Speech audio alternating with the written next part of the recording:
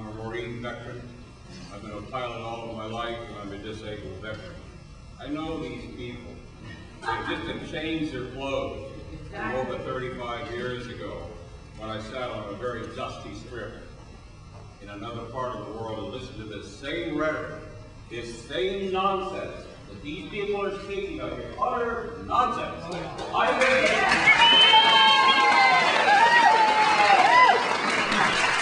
I listened from these people telling me that they could take two chemicals that were innocuous at the time, one called 2,4-D and the other called 2,4,5-T. They sat there looking somber, making their notes the whole time, looking very profound in their safari suits. In fact, the tech rep from Dow or Thomson Hayward actually bathed himself in 2,4-D to show us how innocuous it was. And then later, another tech rep bathed himself in 2,4,5-T.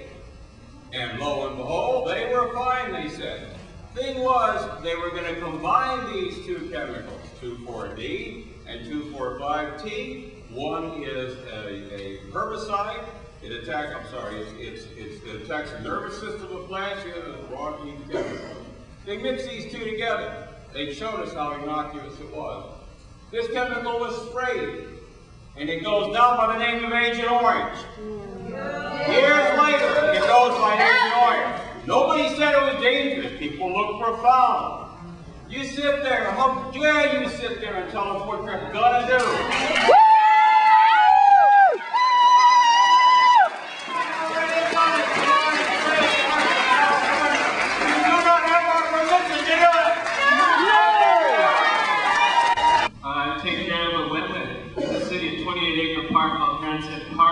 One of the few green spaces, wetlands left in the whole city, and talking about preserving native plants and animals, this to me takes a deep step back, and that's a deep concern to me as well about native flora and fauna.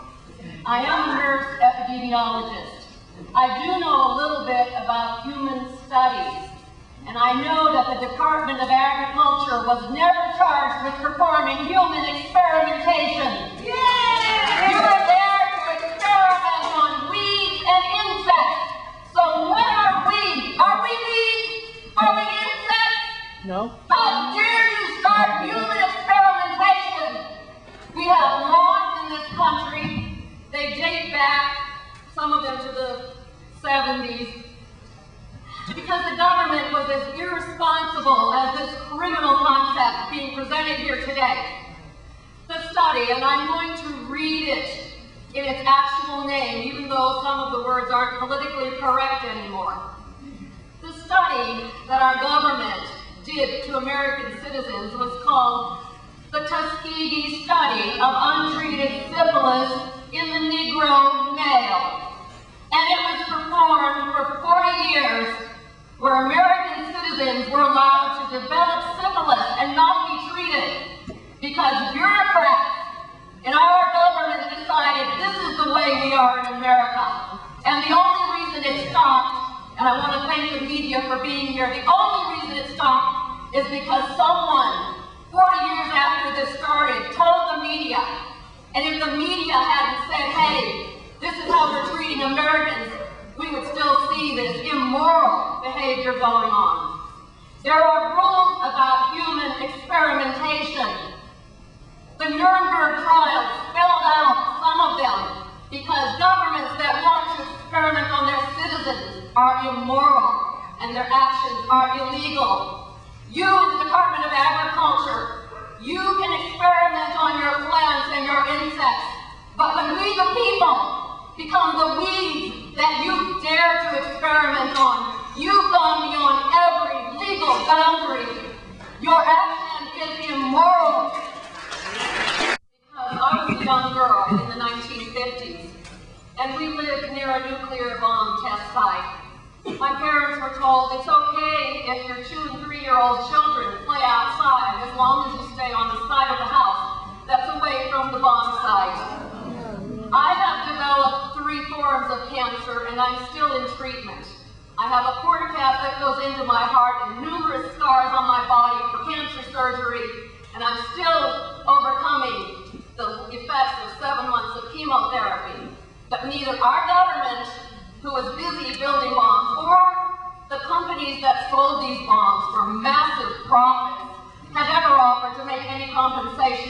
or any of the children of the 50s or the other people who were poisoned by the profit-making bomb industry. Well, we're talking about this moth today. The moth is of no threat to human beings.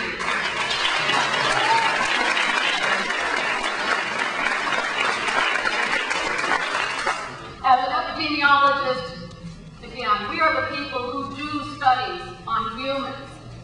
So I checked the normal areas of our government that is charged with human research: the NIH, the National Institute of Health; ATSDR, the Agency for Toxic Substance and Disease Registry.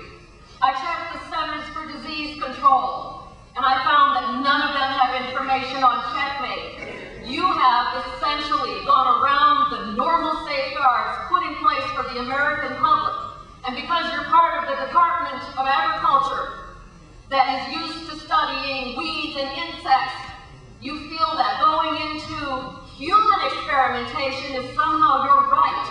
Well, you're wrong. If you are interested in your agribusiness and pesticide industry and dynamic aviation contracts, which are per barrel, spraying from airplanes is only the most expensive way you can do something, especially with something that's never been tested. If you think this is the way we should be treating human beings, infants, mothers, I think you're criminals. If you are interested in your agribusiness and pesticide industry and dynamic aviation contracts, which are per barrel, spraying from airplanes is only the most expensive way you can do something, especially with something that's never been tested. If you think this is the way we should be treating human beings, infants, mothers, I think you're criminals. Spray drift advisory. No spray drift advisory statement is necessary for this use, which is manufacturing use only. Also, I noticed in their application, which I do not bring with me, that they obtained a waiver for all sorts of testing under the premise that it would not be used near human habitation. And I would like to know, because they are going to spray it very densely populated urban areas, or planning to have they actually instituted any testing, or are they using the premise of a quote-unquote emergency to get a waiver from testing this as well? I mean, I have family in Australia and New Zealand, and I talked to them recently. They don't spray there, and I understand that's the native habitat of the algae. They use more natural methods. Yeah. I'm wondering why we can't do that as well. Yeah. One in there is polyvinyl alcohol. This has been shown to cause tumors. You take the natural form of something and then you say, well, the synthetic form is just as good. And from everything from vitamin E, where the synthetic form is not sufficient, to using hormones where the synthetic forms have proven to be very carcinogenic and up the risk for breast cancer. Hormone replacements with synthetic hormones are basically stopped. Some doctors still use natural hormones. It concerns me hugely that you seem to draw an inference between synthetic and natural and just go to the synthetic.